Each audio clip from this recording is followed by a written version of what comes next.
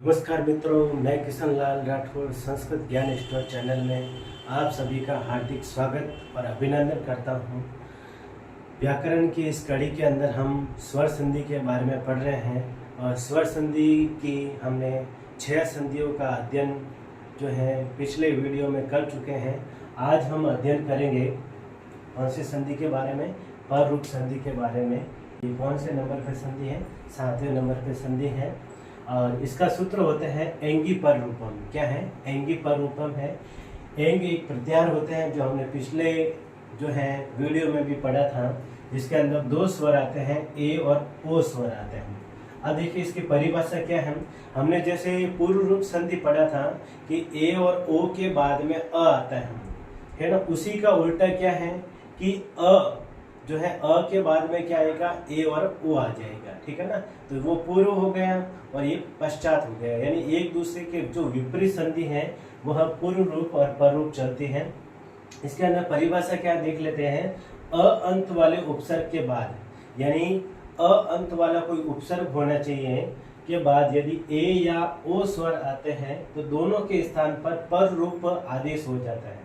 अब पर रूप का अर्थ क्या होता है कि ए तथा ओ आगे वाले अंतिम वर्ण में मिल जाते हैं, यानी प्लस के पहले जो वर्ण है उसके अंदर ए और ओ मिल जाते हैं। जैसे नियम के अंदर हम देख रहे हैं कि अ अंत वाला उपसर्ग होना चाहिए प्लस से पहले और प्लस के बाद में क्या होना चाहिए? ए होना चाहिए।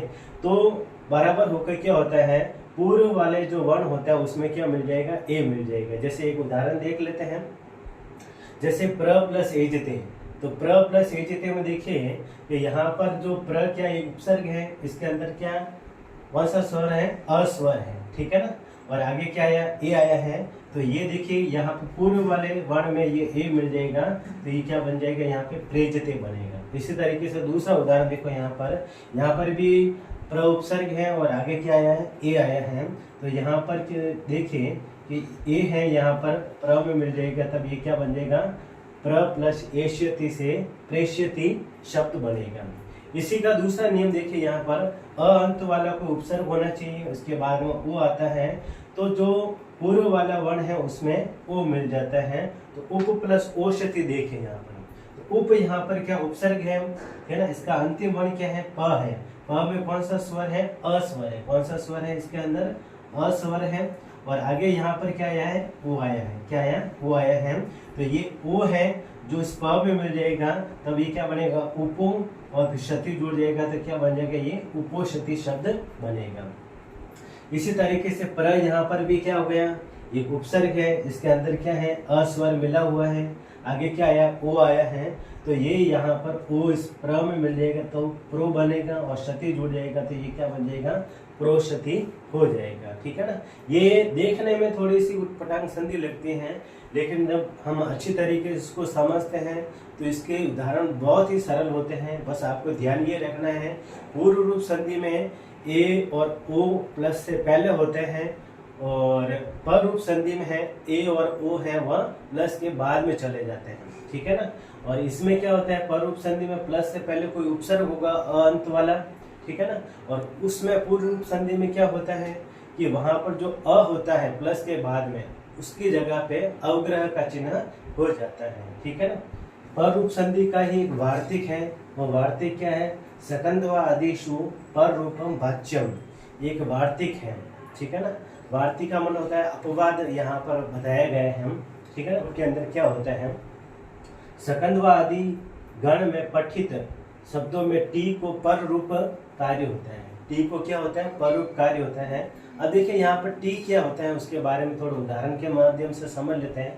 उदाहरण यहाँ पर क्या है? संधि विच्छेद शब्द दिया है यहाँ पर मनस प्लस ईशा। क्या दिया है यहाँ पर? मनस प्लस ईशा दिया है।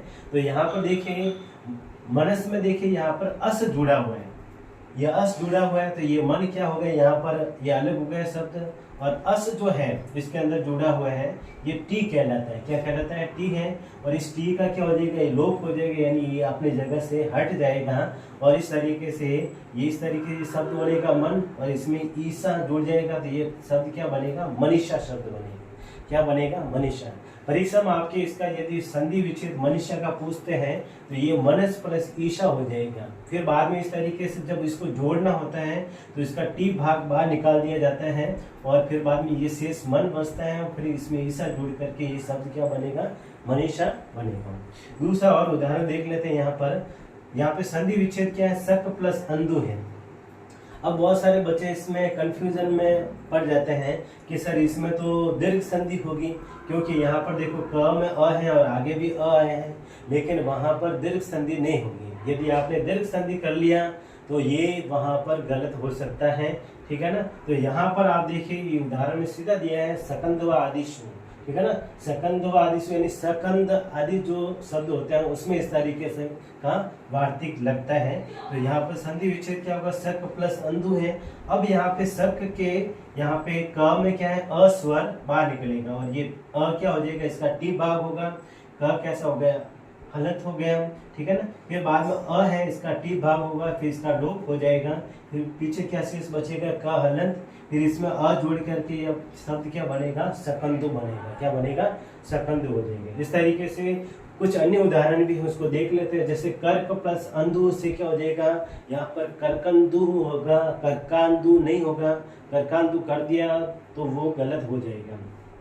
फिर बाद में देखिए चौथा उदाहरण है कुल प्लस अटा से, यहाँ पर कुलटा होगा, कुलाटा नहीं होगा। देखिए यहाँ पर इस ल है, ल में अ निकल जाएगा, अ का क्या होगा, टी होगा और टी होकर के इसका लोप हो जाएगा। ल कैसा बचेगा, हलंत, हलंत में अ चला गया, ल पूरा होगा और इस तरीके से शब्द क्या बनेगा, कुलटा होगा। फिर बाद में पतत प्लस अंजलि, पतत प्लस अंजलि को थोड़ा सा यहाँ पर देख लेते हैं कैसा हुआ। यहाँ पर देखो ये पतत प्लस अंजलि यहाँ पर मैंने लिखा, क्या लिखा, पतत प्लस अंजलि लिख दिया। अब यहाँ पे देखिए पतत में यहाँ पर अत जो है, ये अत क्या है, यहाँ पर टी भाग है, क्या है, टी है और टी का यहाँ पर क्या हो जाएगा, लोप हो जाएगा, यानी ये अपने जगह से हट जाएगा, यानी छुप जाएगा, हट जाएगा। फिर बाद में यहाँ पे पत बना और पत में यह अंजलि जुड़ गए यहाँ पे और इस तरीके से ये शब्द क्या बनेगा, ये अ इसमें चला जाएगा तो ये पत त पूरा हो जाएगा और इस तरीके से ये शब्द क्या बनेगा, पतंजलि बनेगा। क्या बनेगा, पतंजलि बनेगा, ठीक है ना। तो ये जो एक पर रूप संधि का वार्तिक है, इसको भी आप ध्यान में रखें। बहुत बार परीक्षाओं में ये पूछ चुके हैं कि ये मनस प्लस ईशा वाला या मनीषा का संधि विच्छेद बताओ, तो आपको अच्छे से इसको उदाहरण को देखना है। यदि आपने वीडियो अच्छी तरीके से देख लिया तो परीक्षा में किसी प्रकार से आपके कोई भी उदाहरण है गलत होने वाला नहीं है। चाहे बोले कोई भी एग्जाम ले लो, आप उसमें कोई भी उदाहरण गलत करके नहीं आएंगे, ये मेरा विश्वास है, ठीक है ना। वीडियो कैसा लगा है, अच्छा लगा है तो अधिक से अधिक इसको लाइक करें, शेयर करें, सब्सक्राइब करें, ठीक है ना। और इसको जो है कमेंट्स करना नहीं भूलें, ठीक है ना। आज के लिए इतना ही। जय हिंद, जय भारत।